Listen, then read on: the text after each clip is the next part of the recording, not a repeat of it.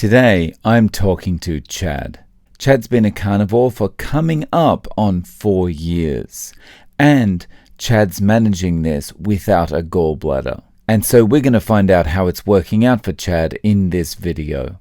Just before we get started, please do me a massive favor, smash like, and also please subscribe. This really helps out the channel and allows me to be another voice out there talking about the carnivore diet. Let's meet Chad. How did you find the carnivore diet and why did you get started with it? It started basically as kind of trying to get back in shape, I'm a photographer for a living. I did mostly commercial work and weddings on Maui, where I'm from. And then when I moved to the mainland, I had gotten really out of shape. One of my buddies, who was a photographer, was like me. He had gotten really out of shape and he started doing keto. And he's like, hey, this is really working. I'm getting in shape. And he had lost, I think, about 80 pounds at that point. So we were both about the same weight. And I was like, oh, that just sounds weird. You look up information and of course it's all negative. You know what I mean? Oh, it's dangerous. Oh, it's this. But I didn't give up on it because I saw the results from somebody I actually knew and met in person. And then he's like, yeah, I just couldn't get through this. He goes, so I started this carnivore thing. And basically, once he did that, he's like, wow, this is really good. He goes, I do miss my veggies, so I'm going to kind of do, back and forth. And then I just hit the research thing. And once I saw, the main three, Dr. Baker, Dr. Kenberry, and Dr. Chafee, they all have that doctor in front of them. And I'm like, okay, here's a neurosurgeon resident guy, here's another orthopedic surgeon who was in the military, had some issues with his license because he wanted to actually help people rather than just give them a bunch of drugs. And I'm like, that tells me a lot right there, that the medical system wanted to shut him down. And obviously Barry's just, the best name ever for a carnivore guy, but he makes a lot of sense. He's like, hey man, if you have to do hot dogs to get through this and to get it started, you can do this. He wasn't like, you need grass-fed ribeye and you got to eat 20 pounds of liver a day, like one other doctor that kind of went off the wacky end, So that's kind of how it came about. And that was basically about 3.5 years ago that I started, but I started the keto about 4 years ago. So and I'm 59. I'll be 60 next month, to give people an idea. Wow. And a little bit quick, like I'm 5'11". Most of my shape I was in life. I used to own a bike shop, used to ride road bikes a lot. So when I was younger, we were putting in about 50 to 80 miles a day all the time. Just your typical hardcore bikey, guy of the 80s. I taught scuba up until I was about 43 in the islands. So I was always in really good shape as your typical kind of scuba guy, fairly lean and, that kind of stuff. 43, I had a massive lung problem. I was diving and I started getting this pinching in my lungs and it just really started getting bad and went into the doctor. And there's a thing in Hawaii called VOG, which is like the volcanic gases, sulfur dioxide. And it's kind of like you buy a blue VW thinking nobody else has a blue VW. And then all of a sudden you see them everywhere on the street. So once I started that, I'm like, okay, I've got a problem with this lung thing. And it got to the point where I was literally passing out daily and coughing blood. It had gotten so bad that I couldn't even stay conscious at times. And I would start these coughing fits. And I finally found one good doctor who said, look, man, volcanologists don't wear gas masks for a fashion statement. She goes, sulfur dioxide will kill you. And because I've had severe allergies all my life, that basically was the straw that breaks the camel's back. And she said, here's your options. Stay on this cocktail mix that we're giving you of albuterol to open your lungs up, and then Qvar 80, which is a steroidal inhalant. And you can get those steroids in or do your different steroids into your lungs and kind of maintain it, or you move. And that we had a 1-year-old daughter at the time, and I was holding her. And this almost reminds me of that carnivore Kip guy who did a lot, kind of thing, and Dante from Frigno, doing things for their family. I was holding her and I passed out and I went forward.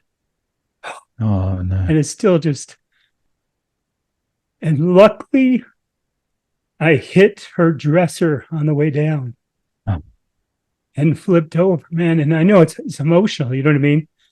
Because you can imagine a 1-year-old baby, you know what I mean? And it's still being an in shape 180-pound dude, that would have been devastating. And we were just like, we got to move. So, we ended up coming here, and we're in Arizona these days. And within 3 or 4 days of moving here, I was cleared up. Now, that was quite a while ago. I was, like I said, 43, 44 when we moved here, years old. And I just cleared up. But then the problem is I'm on the mainland. I'm not hunting and fishing every day because I did a lot of substance hunting and a lot of fishing.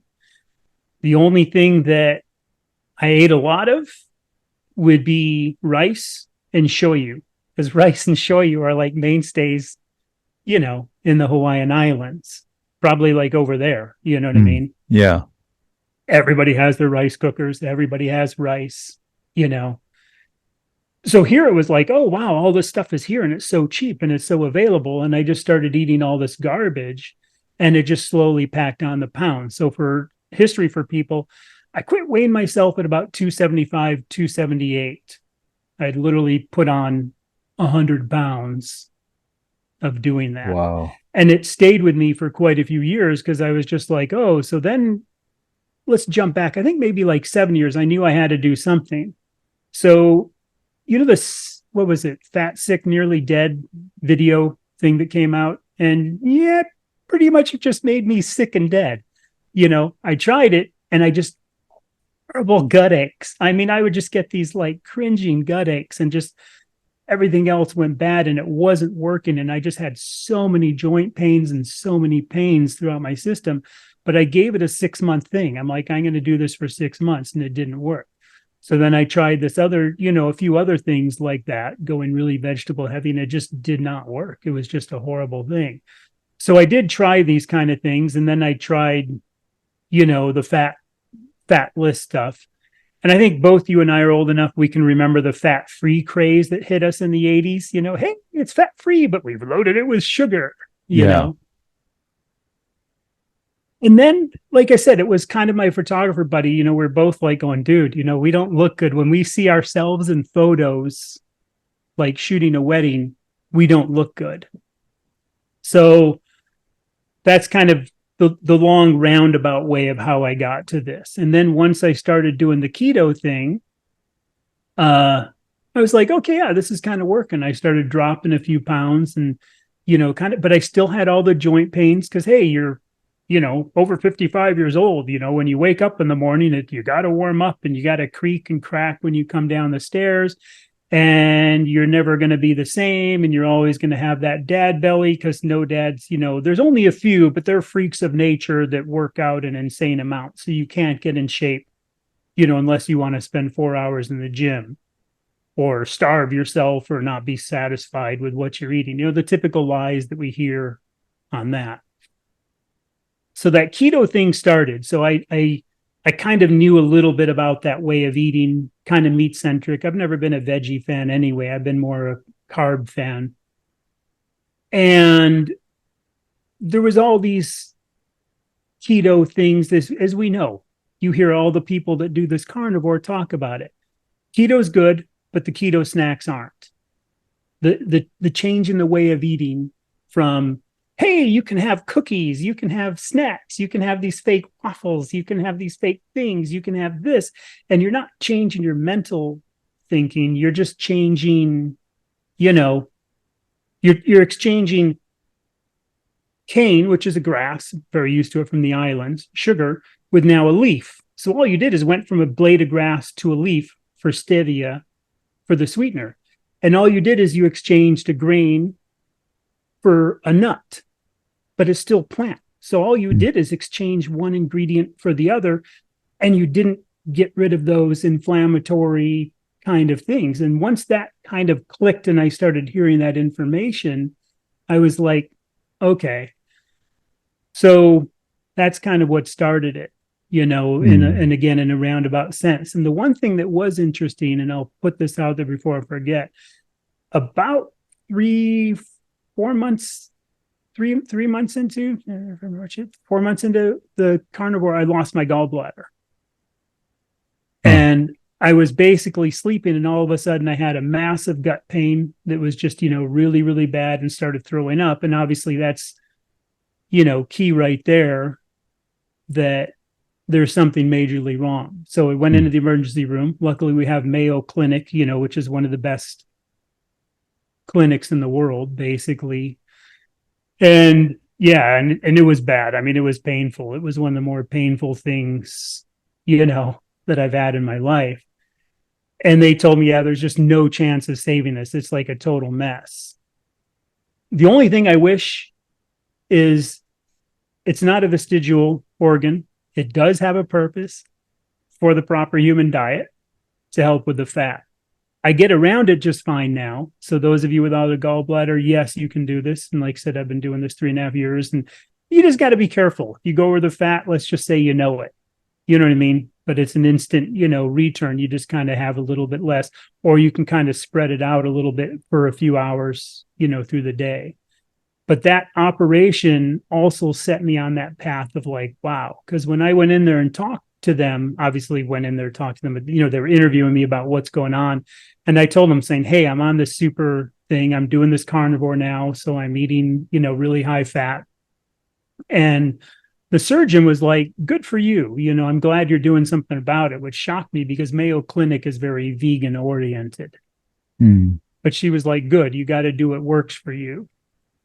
But again, that good doing what works, but not saying, hey, maybe this organ inside you might be needed for your fat. Let's see if we can do it. But again, they were saying there's no way this thing's, from the MRI scans I had, you're saving this thing. So there was that little bit of a kind of a, like, uh-oh kind of thing that happened. So just on that point, with you said you can like spread the fat out during the day, but like, do you have to take anything to help with? No, I tried. I'm a huge tester. I test everything probably to the point that I shouldn't. But I tried, I can't, besides ox bile, I've tried 2 different ox biles. There's another thing that's like ox bile, but it's like a synthesized or synthetic ox bile. And I tried that, and both of those didn't work. The ox bile actually had a really negative effect that it would just, you could feel it in your gut. You could feel this burning in your gut like you had too much at one point. I still tend to do Nomad. My first 6 months of carnivore, I did have chicken, and I did have other stuff because I used to love chicken thighs. And again, another big island thing. And I found at about the 6-month mark, they just didn't satiate, and they just weren't really doing anything for me. I'd eat them and I just felt like something was off. So I stopped that. To kind of jump forward, I pretty much stopped eating pork because, again, like Kahlua pig and stuff like that is a huge island favorite. And I missed that at the time. I don't miss it now, but it's like, so I ate some of that, and up to about a year, I kind of found it does nothing for me. Now, I still eat bacon maybe once a month as a fun treat, and the kids like it. So I'll have that once in a while. But so chicken kind of went out and the pork went out. So as far as getting back to the fat, I was putting in extra stuff with the chicken because I knew there wasn't enough fat. So a lot more butter, a lot more stuff. Basically with that kind of thing. So I never really tried it then. And because I kind of lost my gallbladder into that first 4-month phase, I don't know what was the transition to carnivore and what was the transition of losing that, because it kind of hit me, 3 or 4 months in, then after that, the no chicken, then after that, the no pork. But I did know that the first year of my eating was the most weight loss. And I was down to about 200 pounds by the end of that first year. So I'd lost, let's just call it 75 plus pounds. Wow. That first year. And it was very progressional rate. It was by percentage, so at first I was losing 20, and then it would drop to 18 that month, and then 16. so kind of not a like I was losing 20 every month. Mm. And then I found like if I had a New York steak, I just listen to my body and I'd be like, man, I need something else. So as typical, I'd have extra butter, or something else with a New York steak. But a ribeye, I'm like, hey, I feel good. I could just, I'm pretty in tune. And so I could really sense that in tuneness. So I think too, kind of being in tune and then kind of, hitting the head, kind of knowing if the no gallbladder thing would put you over, I'd be like, okay, maybe next time I won't put that much butter on my steak. Mm. So I think that's too how I kind of, worked my way through it. And since then, it's kind of been the same thing. Mm. So yeah, to in quick, the synthetic ox bile didn't work. 2 different kinds of ox bile didn't work. They would just give me a massive burning gut, and they didn't seem to help. The thing that helped was just really listening to my body and kind of adjusting and taking a couple month adjustment period, figuring out what I was bringing in, doing that. And as far as the spreading it out, I still eat butter, and we've all gone through that. And I know I heard that in one of your recent talks about somebody asking you, or something about butter. And I still have it because I can go up and just take a slice off and just kind of eat it and know I'm getting a bit more, like, and I can do that kind of over a 4 to 6 hour window of when I get up. Like this morning, I got up at 5:30, so I'll probably be hungry 11:30, 12. And I've got a bunch of short ribs that I'm going to have today. And I probably won't need any extra fat because they're so fatty to begin with. I eat a lot of chuck, and then I'll tend to put the fat back on there, ladle out the fat and put it back on there. And that's been always good to go for me. So I probably won't need a lot.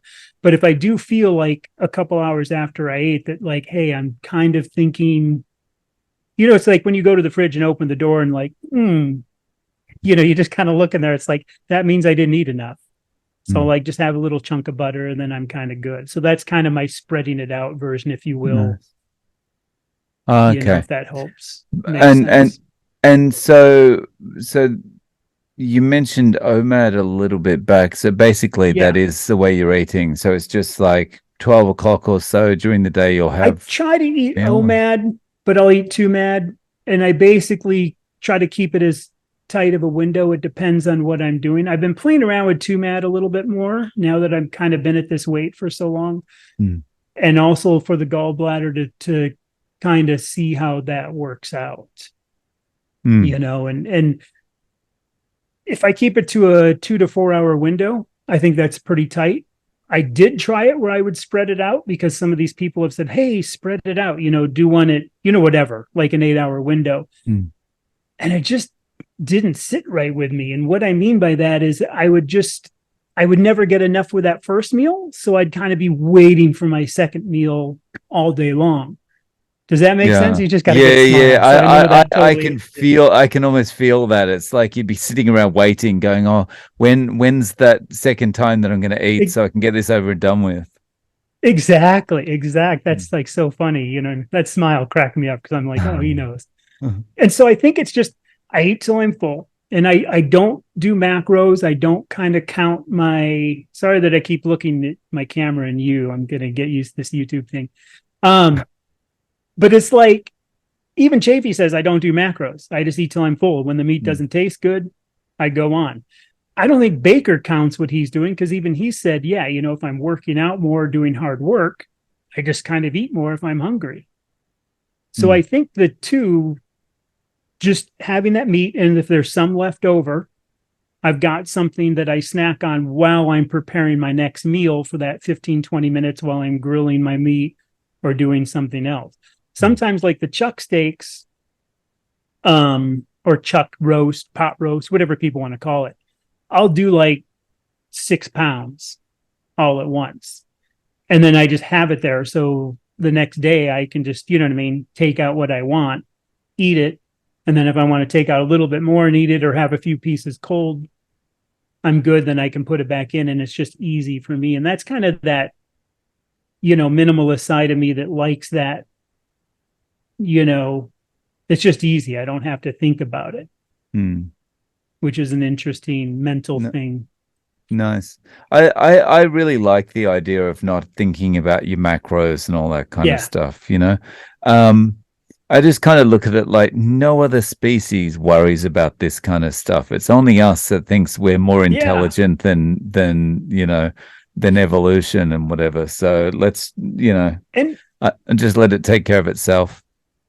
yeah, I think also animals, like I know underwater species really well from my, scuba diving. For any divers out there, I mean, I've got over 15,000 dives under my belt. So more than a few. And a lot of them, for a couple of years, I led shark dives. And so I used to watch sharks and we would feed the sharks. And when you're feeding them unnaturally, they'll eat, but it's not the same as when you watch them eat when they're hungry. Mm. If you watch National Geographic, or whatever they are, Shark Week or Discovery or whatever, when they're hunting, they're hunting. I mean, it's a vicious, violent, they're going after it. But when you're artificially feeding them, they'll kind of come by and you can hold a fish in your hand and they'll take it and keep going. So you can tell they're not really hungry. They're like you or me waiting for that second meal, like, okay, here it is, I got to wait. Mm. And I think animals are the same way. I don't think lions go, okay, guys, the sun's about that far across the horizon. Let's go hit it. We got to go find, wait, there's no gazelle out here to eat. What do we do? Mm. I'm sure that when they get hungry, they go, okay, we got to go eat. That doesn't that make sense if Yeah. you think about, and I think animals do in some sense eat at certain times, but I think it's more because it's what's there at the time. Like, if you fish like to bite early in the morning because that's kind of when the sun's coming up, the bugs come out, the things come out, of their sleep state on the reefs when you notice that, those fish are doing it. Or like toward the evening, the sensory of sharks is different, with their eyesight and the reef is calmer. So I think it's definitely something built into us and we're 3 meals a day. We all know the Kellogg story. If you don't, every carnivore should learn that story, of how Yeah, that's a breakfast good came point. about. Yeah. And 3 meals a day. And when did the snacks come in? With the snacks of like, so you eat breakfast, then you have a snack, and then you eat lunch, and then you have a snack, and then you eat dinner and have a snack. And hey, you also have a nighttime bed snack of something else. You know, Yeah. Marketing's great. That's the whole bottom line. Yeah, yeah. It ends up your whole day you spent just thinking about food. Yeah. Mm. And there's a lot to think like, okay, what's going to go with this? And if you watch me, most carnivores prep, it's like chunk, there's your chunk of meat. You're going to cook it. I got my salt, maybe something to cook it in, and however we cook it. But otherwise you're like, okay, let's see, I need a quarter cup of this, and I need a half cup of this, and I need 2/3 a cup. Oh, I don't have cream. What am I going to do?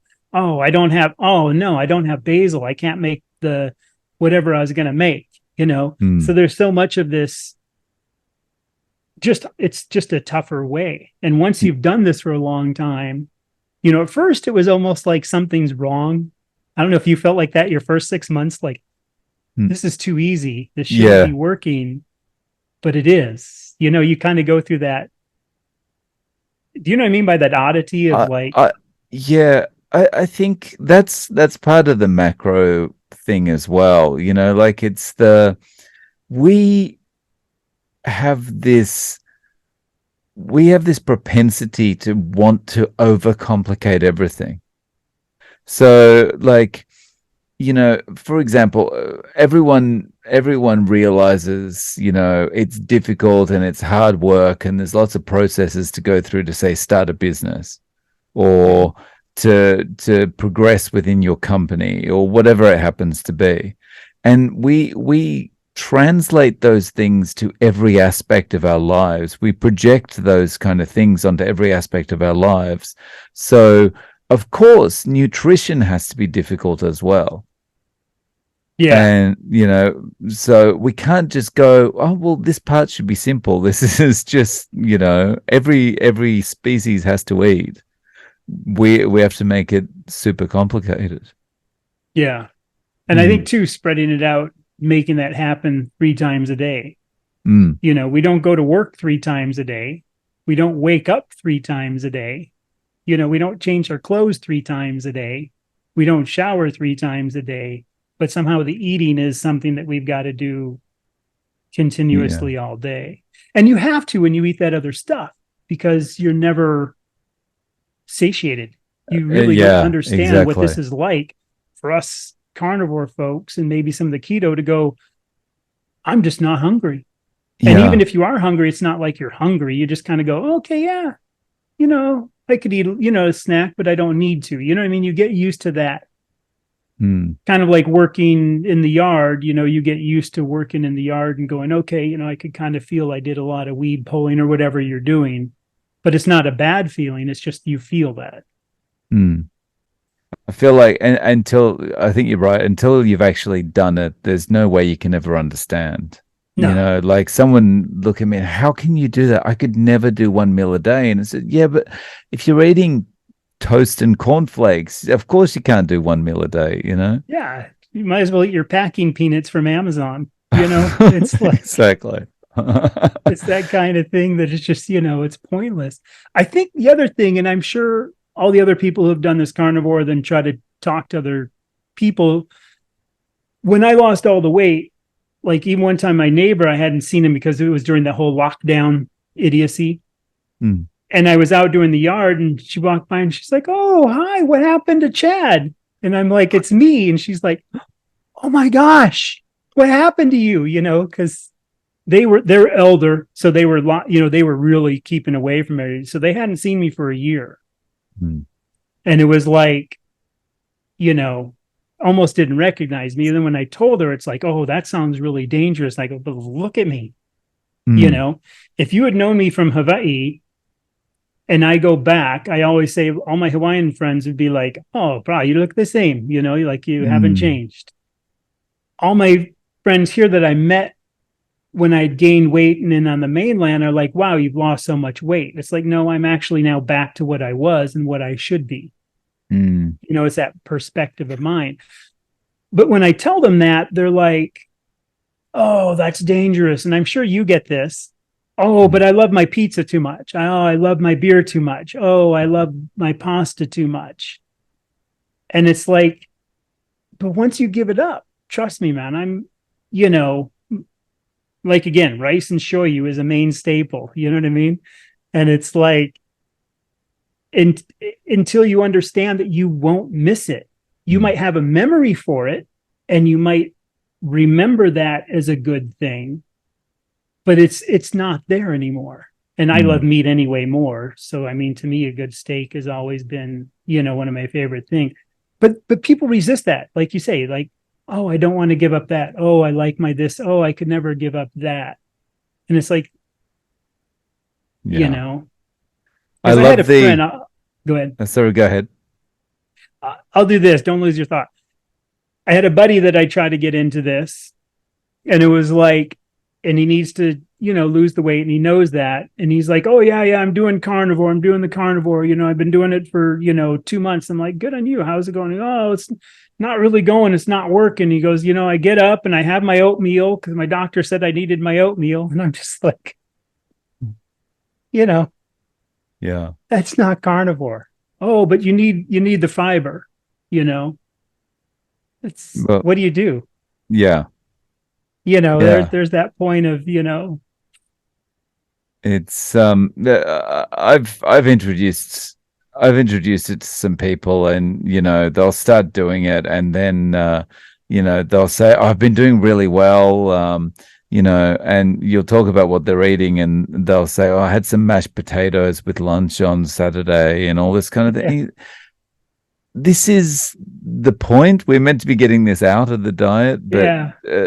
yeah.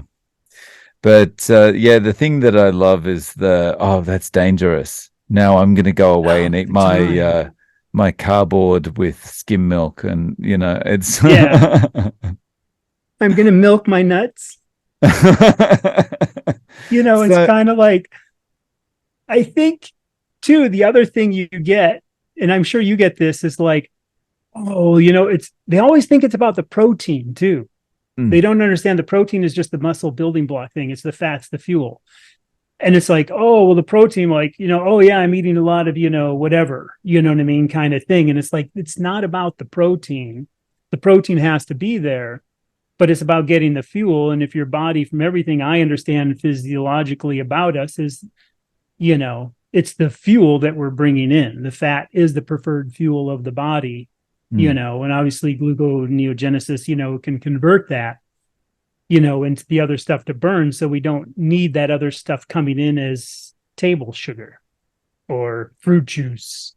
It's like breakfast, a big glass of fruit juice to start the day. It's like, Mm.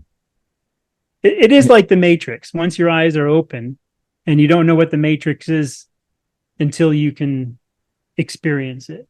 Yeah, and That's the bottom line. it's amazing actually that it just gives you this perspective on things that you're just blindly kind of going through a lot of stuff day to day.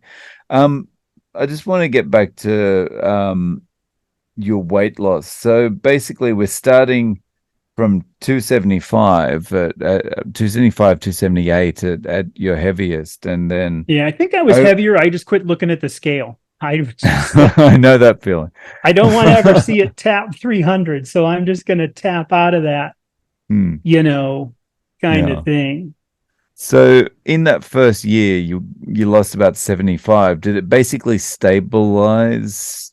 Like how much? Well, okay, have you lost since on then? that curve, I kind of say my main weight loss plateau was right at 1.5 years. So again, when I go by percentages of how much I was losing, obviously going from and I'm going to cover this, like right now I'm about 4 or 5 pounds heavier than a normal end because I've just been done testing cheese again to see how I do with cheese, and it's a negative. And I know that, but I keep testing it. And I think this will be my final test. So I'm usually at 175 to 180. So let's just call it a 177, 18. And you've heard Chafee say, like, man, he just like, you know what I mean? The needle never moved. And it just never moves on me. I'm like always this 177, right in that range all the time. Right now, I'm stuck at this 181 for the last week because I brought back cheese.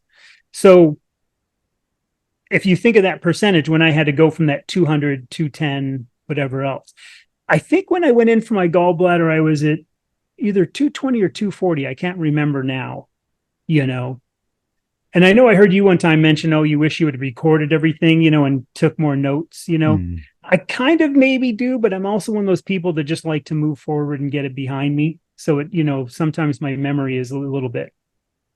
So when I got to that 200 at the end of the year, that last 20 pounds went really slow. I never thought, again, 57 then, that it was going to happen. I'm like, man, I'm at 200. This is score. I'm fine with that. 5'11". I've got a good size frame. I can carry this. And it just kept creeping off. So about that 1.5 year mark, it just, I was like, this is ridiculous, because in the peak of my shape in my 20s and 30s, and I have some pictures of me somewhere, but, as this lean scuba instructor that you would typically see on Maui, hanging out in my surf shorts, tan, blonde hair, 175 pounds. And it's like, you don't swim all day long and carry tanks all day long and then go hunting and fishing without being in shape. I'm back at that weight at 59. That's impossible. I'm back to wearing, the same size clothes and the same size stuff. So that's, that's a weird mind thing for people to grasp. And I think this is where people like you, Dante, me, some of these other people who are in that 50 plus range can go, okay, getting old doesn't have to be getting old like we're told. Some of these guys who are younger, I think, understand it, but until they're there, and obviously Baker is a freak of nature. That dude is just amazing. But he does it. He's not a freak of nature that way, but he's also working out, and that's his thing. So that's possible too. If you want to be that muscle dude, that's totally possible. If you want to be like you or me, be a more normal guy, and just back to what you're at. And I'm sure, like you, to kind of hop around all this stuff, the getting up in the morning isn't an issue anymore. It's not this like, oh, yeah, and you're totally out of it trying to get the brain fog cleared and like, oh, I got to stretch my legs. And, I can still sit cross-legged again on the floor. Like if I'm kneeling down, doing something, working underneath the sink in a weird position, I can get out. No, I'm not 20 or 30, but I'm not 40 either. I mean, I'm literally at that like late 30. Like I can go, kind of like when I sit up cross-legged, I can tell I sat there for a bit, but I can get up and move. And there's no, whoa, what was that pop noise coming across the room, of my knees. So that side of it too is a game changer, so that's how that weight kind of came off. It was like exponentially, it just radically went. I think the most I had 1 month was like 20 pounds in 1 month. And again, I went full carnivore, full lion diet, whatever else, besides that 6 month eating some pork and eating the chicken. Once that stopped and I just went to the meat, salt, water, it was good. I was still having cream and coffee. And I'll get into this because I think this is a huge thing for people. And then the cheese. I'm sniffing a bit and I'm kind of doing this because my nose, because of the cheese thing. So again, this testing. So 1.5 year mark is what I call my plateau of my weight loss and feeling like this insane thing. Now we get to that 1.5 year mark. And for me, at 3.5 years now, the last 2 years, what's happened? Peterson, I couldn't think of the name. I've seen interviews with him. What happened? Well, this happened, and he like starts rattling off all this stuff. It's a good impression. That's a really good impression. Yeah. And so it's like, okay, so no more joint pains. I can actually sleep really well now. I could never sleep before. I still do online gaming, with some friends. So it's like they would know I'd be like, burning the midnight hour. I could never go to bed. My mom even remembers it, because I've always been an entrepreneur and a real business guy. I would never go to bed. She'd be like, you got to get to bed. But I could never turn my brain off and get tired, and I could never get control of my brain. And I hate labels. I hate things that get pinned on people, but I have some issue with like hyper obsessiveness, compulsive, kind of things where I can't let go. And I now can let go and just compartmentalize those and pull it away, which is something I've never been able to do even when I was in my 20s and 30s. That kind of thing of the other things in that last 2 years. So again, 1.5 years, it's all the weight loss, all the massive stuff. Now the little things start happening. The brain fog, the clarity is just even better. My eyesight, what's really funny is I have my other glasses. These are 10 years old. Right now I can see better because these are kind of a bigger glasses for the bifocal thing. But as I'm looking like at you at the screen and I look at this, now you're better, but this isn't better because again, that kind of, you know what I mean? Our age and our eyes, the way they work. My eyesight's gotten better. I actually do better with my 10-year-old glasses when I'm driving because I can see way more clear. My near field vision is about the same, and those don't really have bifocals. They're just kind of there. So literally my eyesight's gotten better. My hair is just kind of what it is at the age, but it was way more gray. We both look like we're red. We used to have some red remnants in here, Yeah. And so I'm happier with the gray coming through, actually. Now, has yours changed at all since you've been doing it? Has any of your hair color changed? It's got a little bit. Or is it slowing down, or maybe just stopping? Yeah, maybe it's slowed down. I feel like it's gotten a bit darker. This hasn't really changed much, but the hair on my head went from really gray to getting some color back. But I keep it really short. I don't like that kind of thing. So it is interesting that the facial didn't change. But the rest, and I know because I keep it this short, so when I shave, I have a little pile of hair, every week. And it's just progressively gotten darker and less gray. So that's an interesting thing besides the eyesight. And I think losing over 100 pounds, I'm pretty good on loose skin. I really don't have, I've got a little bit right in here that might show or something, but I really don't have this weird junk. And I think part of that was OMAD, and making sure the collagen, making sure I was eating all this heavy collagen-y short rib, all the little cartilagey, jointy junks, sucking on the bones kind of thing, and eating that. I do think that was something to do it. And I think also losing the weight without doing like keto losing weight, where you're still bringing in all these other inflammatories. My body had time to heal and get the inflammatories out and do that. So I've been very blessed with, for someone that lost 100 plus pounds, not having a bunch of excess. There's a little bit, you can kind of tell, you know what I mean? Do you Whatever feel those little, do you feel like the skin has maybe tightened up over time? yes. And that's that 2 years. Again, it's exponentially. It's definitely, if I went back to 1.5 year mark to now, as I look at myself, it's like, wow, there's definitely, it's not huge, but it's definitely there. Now, of course, if we had done this like carnivore Kip, he's got an insane amount to lose, but I bet he's going to have some loose skin just because of his size, but he'll be better off now doing it now than he will be at his 50s. So I think definitely. you and I are going to have a little bit of this, but everybody who gets older gets a little bit of that looser, you just lose elasticity. So I'm also kind of going, is this some of just my skin isn't going to be as elastic, and how much of it was the loss? So yes, I have noticed it.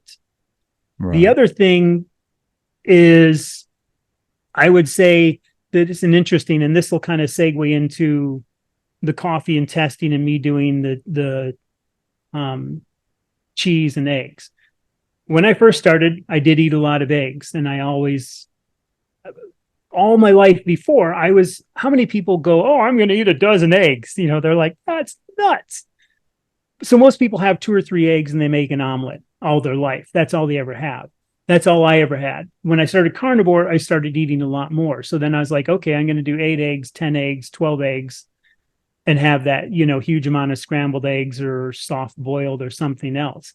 And I never noticed an issue. But along with that chicken and pork, chicken at 6 months, pork at a year, the eggs started to kind of bug me. And what I noticed is I would get really itchy skin. Like a bear going up against the corner of the wall every time you go into another room, or just violently itchy.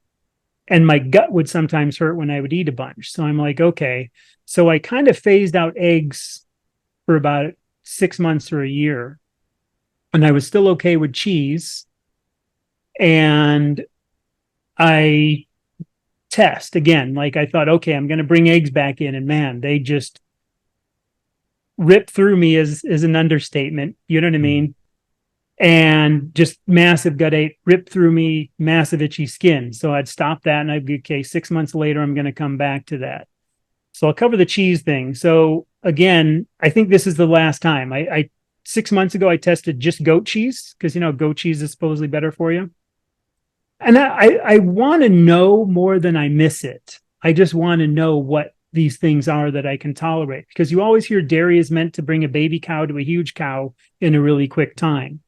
And it's not really meant for human consumption in mass. So maybe there's a truth to that. But if I can, have that as something, it also gives me an opportunity when I'm out to go, hey, I can just go buy a block of cheese when I'm traveling, and have some nutrient that way. And so this last test has just been a really good European A2 cheese, a harder cheese. So I tried like the goat cheese at 6 month mark, and I tried the other cheese. And now that today's my last day that I'm going to do eggs. So there's a big key frame. Eggs are working again. Omelet.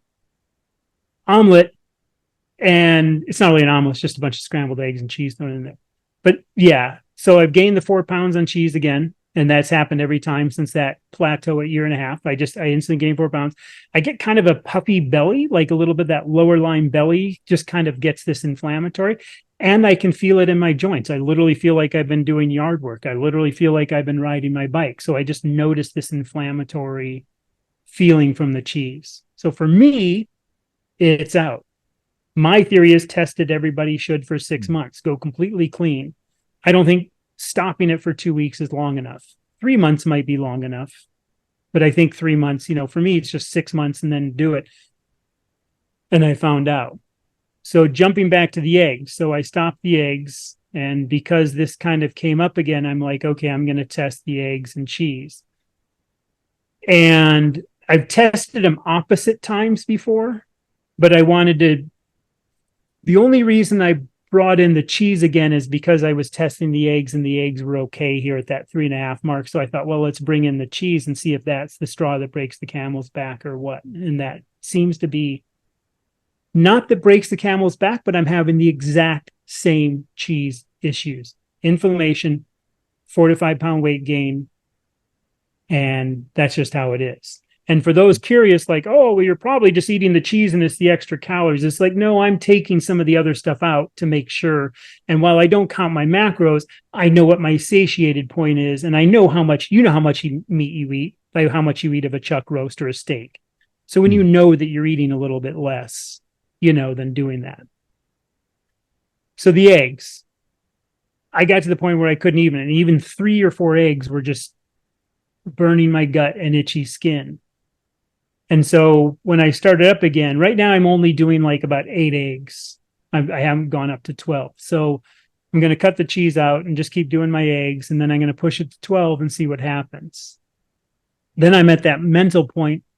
Do I just say, if 12 eggs are busting me and 8 eggs are okay, do I want to eat the eggs? Because I'm just not noticing it. This is going to bring me back to my first year mark when I was eating the eggs. People go, well, how come you never had a problem then? My theory is my body was, say, at 0 to 100, running at 70. Now I'm running at 95.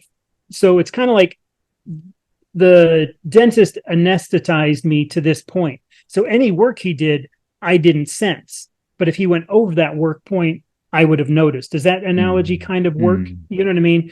So those eggs, I think, never bugged me because I was a wreck and a mess anyway. So I couldn't tell, I still had joint pain that first year. I still wasn't completely done. So I think that's that kind of analogy. And I've heard people kind of try to use that, well, how come, oh, you're doing carnivore, it made you hypersensitive to all this stuff. It's like, no, I just became so above it that I really have a sensitive feeling for it. It's like picking up a scuba tank, that weighs 42, 47 pounds. When you dive and you're loading 30 tanks a day, twice a day, you can literally get so good at scuba diving that when you pick up a tank, about how much air is in there, which sounds crazy for compressed air, but you can literally tell the difference of a tank from its state of losing 3 or 4 pounds. You just get that good, just like anything you do. So that was the egg thing. So eggs I'm back to, and I'm hoping they stay because I do love them. I do think they have good nutrients. And again, it's one of those things that if I am out and about, I could always get some eggs, somewhere and travel. I'm going to jump now quickly to the coffee. I'm one of these guys that was an espresso fanatic. Like, for coffee guys, the last machine I had was called an Electra A3. And some of you might know that. It's an actual commercial machine, has to run on a dedicated 20 amp breaker and has to be plumbed into the water and the drain. And it came on a pallet on a truck because it's too big to lift. Wow. So it's like a full size, commercial machine, and it doesn't fit under your counter because it's too big to fit under a counter. So that's the kind of coffee geek I was with these huge Mazzer grinders or Meconig, and all these, this flat bird grinder, this conical bird grinder, does this bean. And I was that guy. I didn't want to give up the coffee, didn't want to give up the espresso. I'm just an espresso fanatic, or I was. And I tend to drink straight espresso with maybe a little bit of cream as kind of my perfect thing. I did stop coffee in the very beginning and I didn't notice the difference, so I kept going. At the 1 year mark, I stopped coffee for a month to see what would happen. And you just got to cold turkey it and do it. Do you drink coffee? Yeah, way too much. Have you ever tried to stop it? Oh, yeah. Did you get the headaches and the and the everything? I don't get the headaches. I just can't stay awake. Okay. Like, so you I'm get just this kind of, yeah. So for me, it was like just this like headache and this craving, just this like, my precious, wanting my coffee. And I'm like, okay, so I started again about that 1 year mark, and it's like, I don't really notice a difference, fast forward up to about a year and a half, that 6-month thing, I kind of stopped again. Now I notice a little bit of difference of a histamine response. And again, I have food allergies, celery, peas, carrots, onions, corn syrup, anything related with a gourd. I could avoid those. That's pretty easy. It's the trees and the grasses that still kind of, and of course, carnivore now, like, I'm amazed I've never been so good with my allergies. If I go out and do yard work, yeah, I'm going to get a little bit, but it is gone. The next day I can breathe and it's gone. And that's never been the case in all my life. So yes, I still get it, but it's like I'm so strong and so pure now, it just pushes it right back out. So that coffee thing again, then I tested, then I hit the 2-year mark and I'm like, oh, okay, coffee, you're on the chopping block again.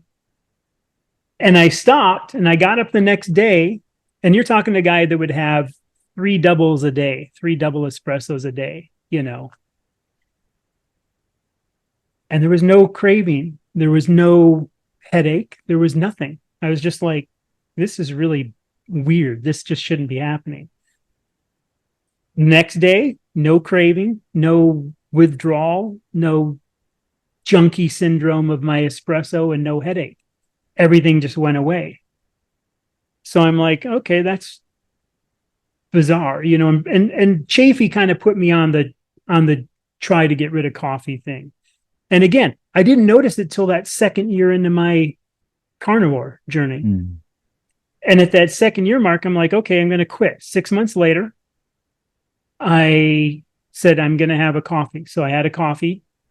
I was like, oh, the memory came back, but the flavor and the thing wasn't there. There was still something missing. Like, I don't need it and I'm okay with not needing it, but the memory was there and the smell. And I think it's also that we go through a lot of like ritual, of the beans, the grinding the beans, the getting the beans. And I brought fresh beans in too, just for that test for the coffee fanatics out there who are going to like, say, oh, it's because you had old beans, in the comment, you know what I mean?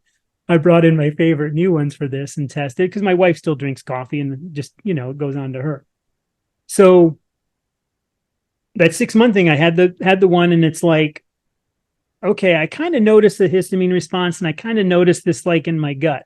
The next day I had another one and it was like, okay, wow, now it really hit me, and I can really tell this kind of histamine response is there. So I had about half of it and I'm like, I'm good. The 3rd day I had 2 sips. I'm like, I can't do this anymore. My nose just started literally like dripping. And I'm like, oh, I don't know. Have you ever had a bad histamine response from things? Do you ever get nose drips? Yeah. I'm allergic to all sorts of grasses in Australia. So as a kid, I was always getting. So you know what that's like. And it's just sometimes your faucet can turn on and I'm just like, oh my gosh, this is so weird. But I was always like that. So I never noticed that difference. And so I'm like, I got to quit coffee. Now, every once in a while, like every 3 or 4 months, I'll have a sip of my wife's coffee or something just to kind of see, because I'm not an addictive type. And I'm like, I don't need it. I don't care. It's like, yeah, there's a memory there, but it's not like I love it. If I ever hooked up with somebody for like a meeting, like we ever get a meet and you're like, hey, let's go out for a coffee, I'd be like, sure. And I'd probably have half a cup just to have that memory interjecting back and not worry about it. I'm not going to be like, oh, I can't do it because it'll, look at the junk we ate all our lives and we're not dead. Right. So I'm okay with that. But the fact now, so what gain from that? Like, people are going to go, oh, well, why did you quit then if it wasn't bugging you? Because that histamine response did bug me. But what I gained on the flip side that I never knew, all my life, I've always been a night owl. Now I can get up at 5:30 and 6, and there's no issue getting up. That is the weirdest thing in the world for me, that I can now literally get this perfect amount of sleep. And the thing that you mentioned about, like, that, like, kind of, if you don't have it to kind of keep you going, that's kind of there, but that's just the caffeine, and that does go away. And then you kind of get out of that and your body goes, okay, I don't have that. So I've got to, I think I'm making this up. I'm just going to, distribute the fat when you need it. And we're going to maintain this perfect amount of, energy for you. So that went away. But when Chafee, you've heard him say, I like feeling like Superman. Have you ever heard that in some of his interviews? I like that last percentage. Yeah, yeah, yeah. I've been using this analogy. If you look at the top sports people, like look at the people in the Olympics and look at the guy that wins 12 gold medals in the Olympics, and then look at the guy that didn't podium, they're still in the Olympics. You know, the Mm, percentage of difference is minuscule between that person's time and this person's time. But this person is just heads above, just, you know, winning 12 medals and is just always, you know, that thing. But he's only like maybe 1 or 2% better. So for me, that feeling, and Chafee said this, it's that last 5% that's the biggest change. mm, And that last 5% of change that I got from stopping the coffee put me on a whole new mental clarity level mm. and even helped my overall allergy, noticing like when I go do yard work, that recovery is even quicker or sometimes not even getting it. So there was a change for me. But again, I noticed it at 2 years. Maybe some people will never notice it. Maybe some people can drink it and be fine. Maybe you and I, kind of people with allergies, might notice it more. Mm. You know, so that is something that I thought was really weird and is worth sharing with people because, oh, I tried to quit it and do it. But again, my journey is not nearly as long as like Kelly Hogan or some of these other people. Or what's the optometrist or ophthalmologist, the eye doctor lady from New Jersey, Linda, I think, or something, the blonde lady. She's like in her 50s. You know what I'm talking about? No, I'm not sure. I think she's worth watching, if you don't mind me just saying that to other people. Mm. You know, she's one of these other people that carnivore doctor, Lisa Weidman. Ah, okay. She's an interesting thing. And I think she's still okay with, you know, spices and seasonings and she doesn't have any issues. Mm. Now, if I throw spices and seasonings on meat, just like turn on this little faucet right Yeah. there. You know, I notice it, so I don't do it. So Mm. I think too, everybody's this is a personal journey, you Yeah. know. So with the way you've been eating, I mean, for years now, this is not just something you've been doing for a couple of months, for years now. Yeah. How does this work in with the patterns your family has for eating? Are they joining you on this No, or like no? not really. My 14-year-old boy, I'm trying to get more carnivore, and he's like, he loves it, so he likes his meat, Mm, and he's he's good with it. But you know, he's like, he knows the difference between a chuck and a ribeye, and he's like, just give me the ribeye. The chuck's, mm, it's okay, but I like the ribeye, you know. And at 14, he's literally just a fraction. He's going to pass me this year for sure in height, you know. wow. And I know starting to get a little bit of the teen acne, you Mm, know, and I'm saying, hey, dude, if you quit eating the pizza when you go to youth group, you know, and the pizza, yeah. you probably wouldn't have that.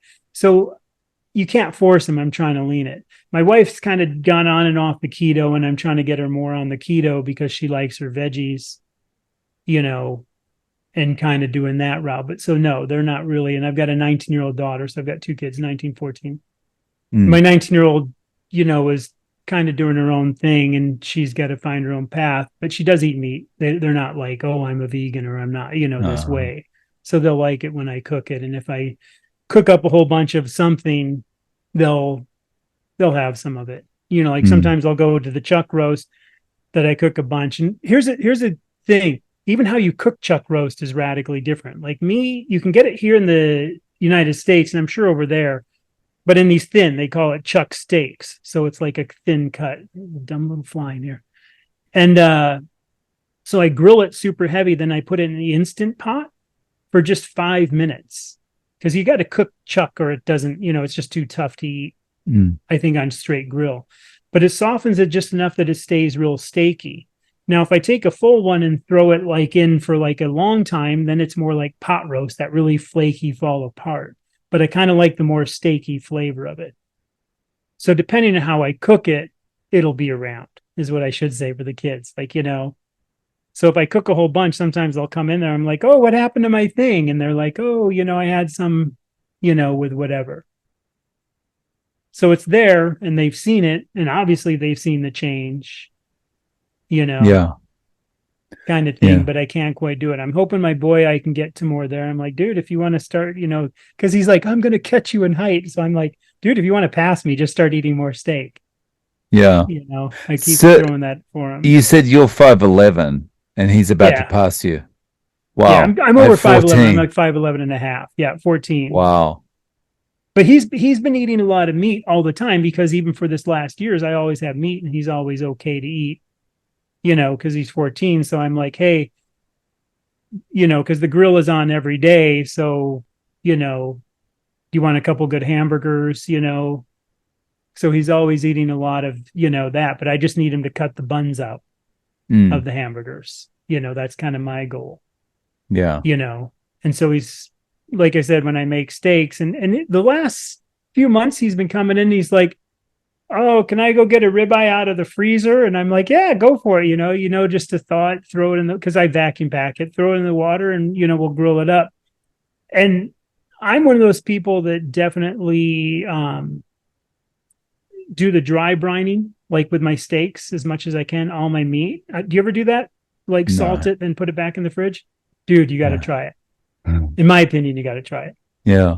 So like I take all my meat and I'll salt it, then I put it on like a cooling rack, like a mesh rack, and then that goes on a sheet pan so it doesn't drip. And I just salt all the sides and stick it back in the fridge for a day. And I know Chafee does that and some of the other people do it, and it definitely dries it out. And then when you grill it, you get this just wonderful, color. And I think it really does help the flavor and the texture. Everything is just way better. So I do that with all my steaks. So with my boy grabbing the steaks, I'm like, yeah, but it's not going to be dry for a day as long as you're okay with that. And he's like, yeah, I'm okay with that. Mm. And it still turns out well, like more like a normal steak, that dry. Because even like Mm. my chuck roast, I've always got one shelf of the fridge that's mine, and it's always full of meat, And I go to a place called Sam's Club or Costco, and I know they have Costco's in Japan. I don't know about Sam's Club, which is the Walmart version of Costco. Yeah, we don't have Sam's Club here. Yeah. So the Costco stuff is always really good. People don't like it because it's blade tenderized. You hear that. Oh, I won't eat it because it's blade tenderized. It's like they're good with their machines. And I eat my steak blue, if you've heard that, like ultra, ultra, ultra rare. And I've never had an issue in this all this time. The thing about Sam's Club I like is you can go there early and they always put it out on sale. Costco, it's hard to get it on sale or never is on sale. So I can go save 25% by going early on a day and buying a whole bunch. And then I just, look what's good and buy a whole bunch. Like the other day, I bought a whole bunch of ribs because they look good and they were on sale. The one day I went in there and the ribeye were on sale. So I'm like, score. And the guy was like, wow, you're buying, I think I bought like 23 of them, because it was like they're on sale. And I'm like, yeah, and I got talking with him and of course started spreading the carnivore word to him, Mm. I'm like, I'm going to buy all these and I'll freeze them and I'll just dole them out as I get it. So my freezer is always in this weird state of like a lot of chuck, a lot of ribeye, a lot of flat meat, and a lot of this Mm. kind of stuff. So speaking about spreading the word, and you kind of touched on this earlier in the conversation, but if a friend was asking you about it, is it something that you are quite happy to share? Probably Like, too much. info, But yeah. I don't bombard my friends. They know it's there, Mm. and I've told them, and every once in a while, every few months, I'll kind of inch my friends like, dude, got to start it, Mm. Mm. got to try it. But I always Yeah. get oh, I like my pizza. Oh, I like my sauces, Mm. Oh, I Yeah. can't give up my salad. Oh, you can't. I go, dude, don't give me this. Yeah, you can't. Yeah, yeah. This excuse. I know it's coming. It's Mm. just an excuse. That's all there is to it. So you just got to Yeah. get over that. I don't think I've had anybody of my friends do it fully yet. Some have Mm. kind of started, and like I said, my one friend, kind of started, but then I found out, there was still oatmeal and salads, and that doesn't work, Yeah. which is fine. I'm not that way. I've talked to a few people at stores because sometimes if something comes up, wow, you're buying a lot of meat, I'm like, well, actually, it's because it's all I eat. Have you ever heard of like ketogenic? And they're like, oh yeah. And I go, have you ever heard of carnivore? And sometimes they're like, oh, that's dangerous. Or they'll be like, no. And then I'll kind of, my feeling is if they opened up the conversation by saying you're buying a lot of meat, that's an opening to a conversation. So I won't just go, hey, I'm buying this much because I eat this way, you know. And for some of the people that I know as acquaintances that I haven't seen in a while, like I ran into one from one of we homeschool our kids. So we have like these big homeschool co-ops. Kids always say homeschools aren't socialized, but like our co-op has 330 kids in it. And we get together once a week for the whole day and then other times throughout the day for other stuff. But some of those dads I don't see as often, you know, because the dads don't come, the moms tend to do it. And like one I ran into at Costco and I'm like, hey, he's like, you could tell he was like, who's this dude? And he was like, because he hadn't seen me since losing that much weight. And he was like, man, you go, what happened? You know, and I go, well, I just changed my way of eating, you know, and he's like, well, what are you doing? I go, well, I went, you know, full carnivore. And he's like, oh, well, you know, of course, yeah, you know how they do it. Well, do you eat this? You know, like, no, I just eat meat. Well, do you do, you know how you get that? And I'm sure carnivores are laughing because it's like, well, you still have salad. No. Well, you still have vitamin C. Yeah, vitamin C or, you know, what about, I go, so it is a funny, you know, to bring up. And sometimes, like I said, I do some online gaming, kind of in a clan. I'm still kind of that young side of me. And because we get other people that kind of come in to join us for doing these different things in, you know, gaming, sometimes we'll get people, and it's really funny because the vegans have to announce they're vegan, you know, and I'm just like, whatever, you know, and all my friends know what I do because, you know, I've been doing it so long. And I can just hear them going, oh, this is going to be good, you know. And I'm like, well, good on you. You know, why? I'm just curious, why are you a vegan? It's like, oh, ethics. And I go, oh, so you don't mind killing, like, you know, millions and mega millions of animals. Oh, well, that's, you know, we don't do that. You guys kill. It's like, yeah, we kill a cow and it gets wasted. But, you know, you can get into the whole argument of like, you know, and I just say, have you ever heard of rodenticides? Rodenticides, like pesticides for pests. Rodenticides. At least we eat the animals. We don't just kill them in mass. So don't give me this ethical. And then I say, but let me ask you this. Do you supplement? Well, yeah. You know what I mean? Another key, because I tried the supplements and I've tried different things. And hey, if people want to eat them, more power to them, you know. But I have over the years, tried them, not tried them, tested them, pulled them back, not done it. And I haven't noticed, at least for me, any difference. The couple times I've had panel work done, you know, obviously the operation was a huge one. You know, they did a full workup on me. So I had that as my base when I was starting and out of shape. And another one just to kind of check where I'm at. I don't remember numbers and stuff, but I'm good.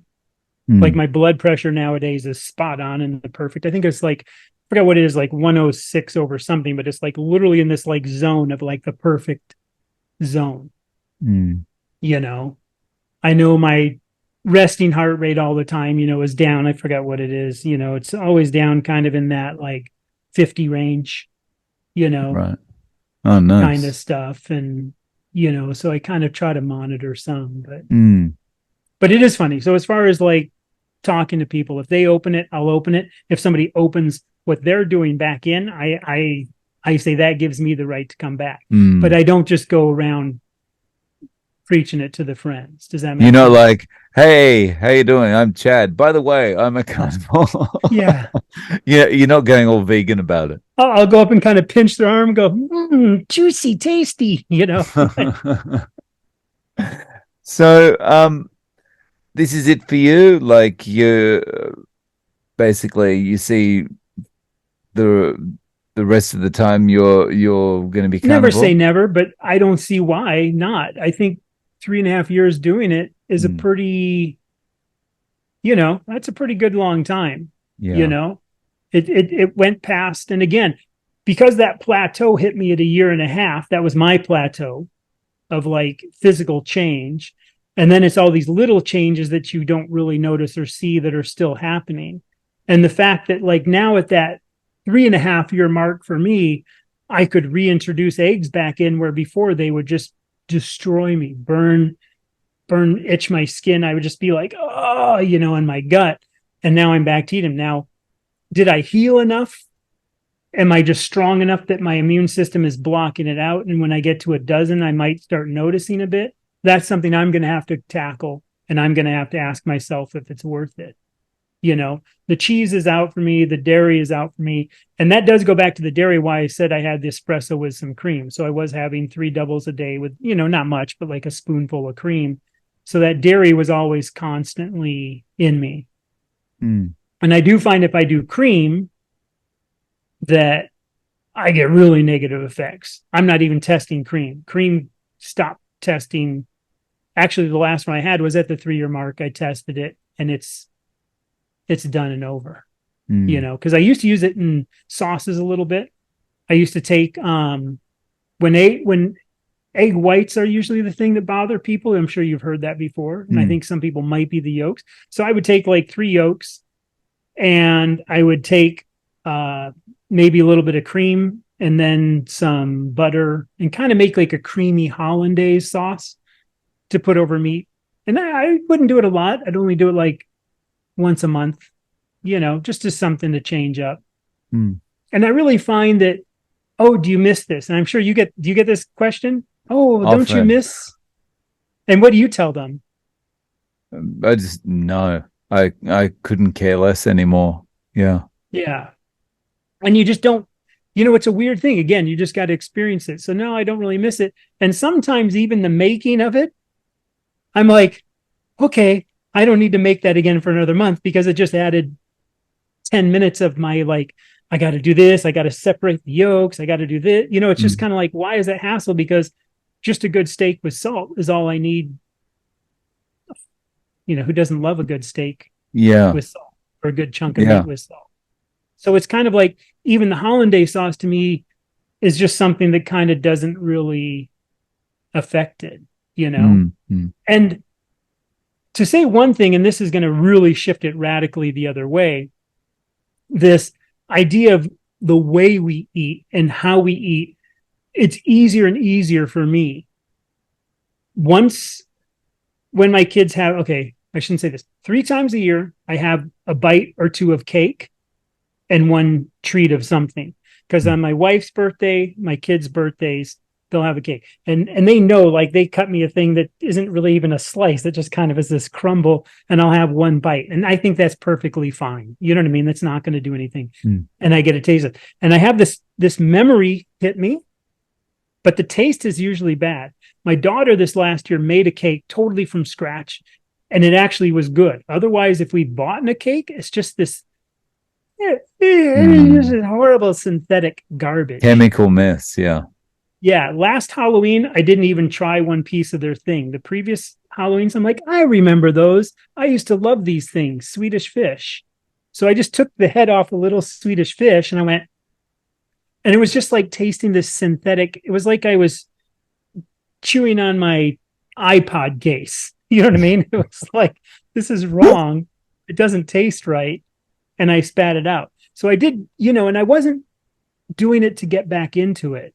I was just curious to what it does and how it's changed. So some things have gone horribly synthetic. Like the cake my daughter made last time is a memory. Oh, I remember this cake.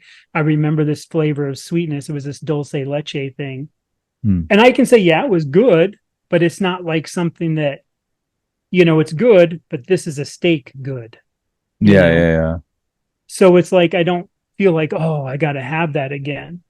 Now, one thing, I watched this one economist and he called it the cerveza sickness, to go back, into what happened 3 years ago and not to get a strike or something, or people worried about that other word.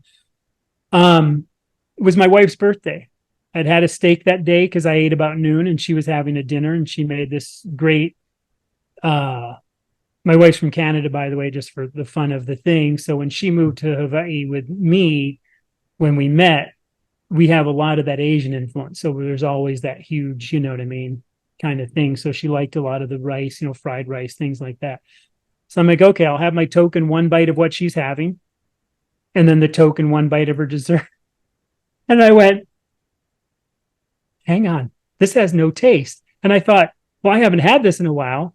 I guess now this carnivore made me so cake has no taste. And I Mm. thought, oh, okay, and this was right in the height of, you know what I mean, the whole thing. And that's one of the symptoms is you lose your tongue. Ah, okay, Yeah, yeah. yeah. So, the C one. And so I was like, oh man. So I went and grabbed some like cleaning vinegar. I couldn't even taste it. It was like, Oh, but it wow. went from the morning where I loved my steak to in the evening, I couldn't taste.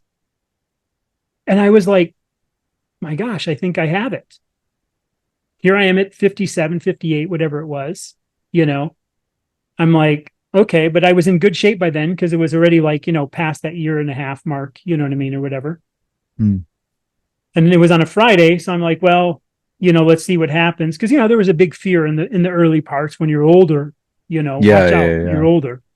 And I had no pokes, no jabs, no nothing. I'm like, but I'm a very anti-drug guy. I drank some in my 20s, but even before when I was overweight, I had one beer like seven, no, two beers like 7 years ago at a 4th of July party because the guy was into craft beers and he's like, you got to try this. And I'm like, yeah, it's not like my coffee, but I can see why people like it. You know what I mean? So I don't even like, I haven't drank since my 20s, basically. I Mm. don't drink alcohol. I don't smoke, don't do drugs. I'm a very straight, outdoors type. So to me, I was like, let's see what happens. Well, the next morning I got up and it kind of felt like I did some yard work on my upper body. Not like a painful, but just like, okay, I kind of felt like, I'm okay. But there was nothing else, but I still couldn't smell or taste. The next day I got up, my upper body was fine, but it kind of felt like I rode my bicycle a bunch, in a Mm. good way. I like felt my legs. And so that Saturday was my upper, the Sunday was the thing. Monday I went in to get tested, and sure enough, it came back positive. the doc the doctor, I did like a video conferencing call, and he's like, okay, because they didn't want me to come in, as a Mm. dangerous kind of thing.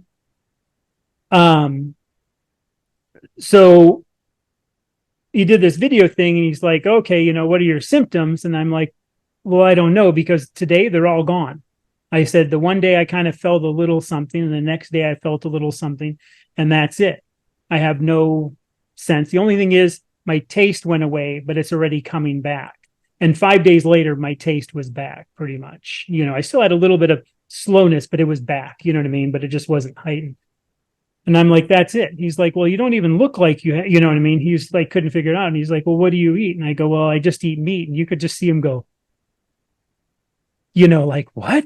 And I go, I just eat meat, like really fatty meat. So about 70 to 80% of my intake, it varies as fat. And I eat meat. Well, how long have you been doing this? Because that's not sustainable. And I go, and at this point, I was like, whatever, a year, call it a year and a half. And you could see he's like, well, would you ever want to come in so I could run some tests on you? And I'm like, sure. He goes, because I need to get you off this. You need to, you can't be doing this.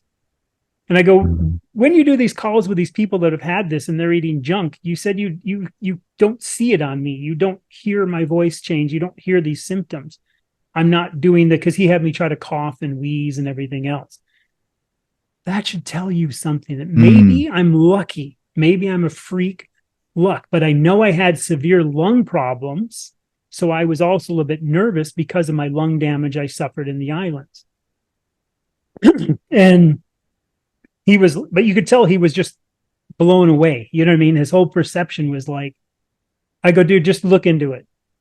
Just look into it. And I left it there and I never got back with him, Mm. you know. Yeah. So I did have that issue.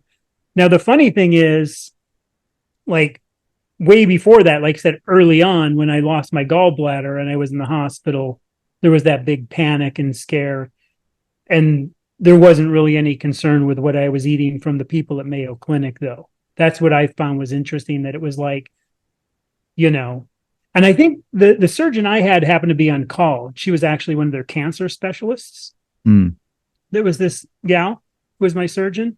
And she said, well, I'm going to be doing this. I hope you can trust me, And she was old enough. She wasn't older, but she's probably in her, 40s.